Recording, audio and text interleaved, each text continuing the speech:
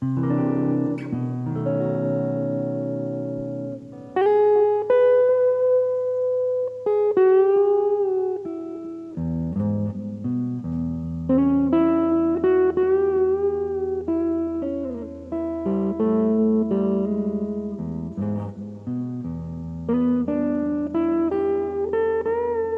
it's Paul. This is an acidic fluid on a 63-year-old female. She had a distant history of breast cancer. And so diff quicks first, this is the pattern that we can see. It's pretty dispersed actually on this. There's quite a bit of blood. And then we've got mainly single cells and a few groups definitely around the place. They seem to be fairly large cells, some of those. And here's a group. So there is the odd group of cells. So nucleoli look to be fairly prominent and looks to be some cytoplasmic vacuolation in these. I'm just looking for mesothelial cytoplasmic characteristics. It's sort of a suggestion of windows in some places, but I don't think so. The very large nucleus here, and that's vacuolation. So eccentrically placed nuclei as well. High power, you can see the prominent nucleoli and quite vacuolated cytoplasm. I don't think there's windows in that group. These are the PAPs, groups of cells as well as single cells.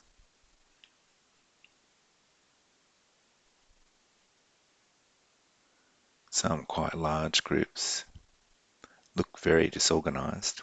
Again, we can see prominent nucleoli, mainly round nuclei, bit of sort of moderate anisokaryosis, I guess.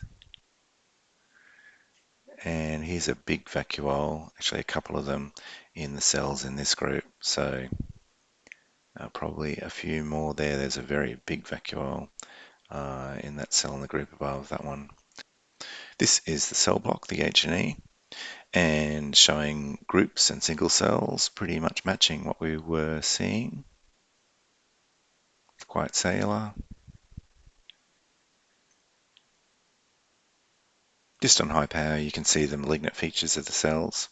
Nuclear detail is not quite as good on the formalin fixation, but you can see that there is variation in size and they appear quite hyperchromatic, and there's a bit of cytoplasmic vacuolation.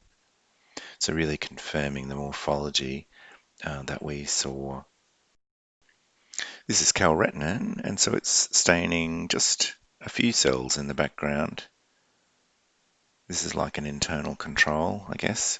So we definitely have some cells here. And look at that, it's a beautiful fried egg pattern that we see. This is CK5, so in this case it's just cytoplasmic staining.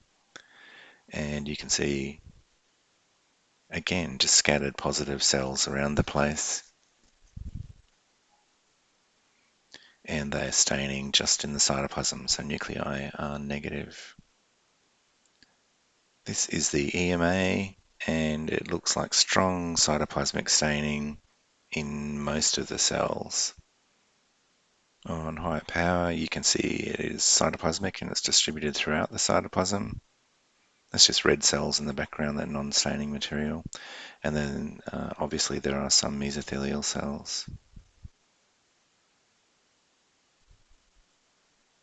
And a little group. This is the CEA, and it's again showing cytoplasmic staining, quite strong staining.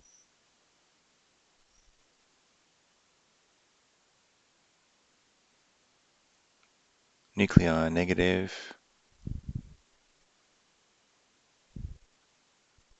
Quite intense.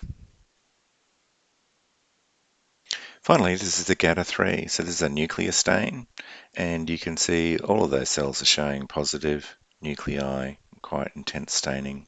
So what do we have? We had mainly single cells, odd groups, possibly some windows there.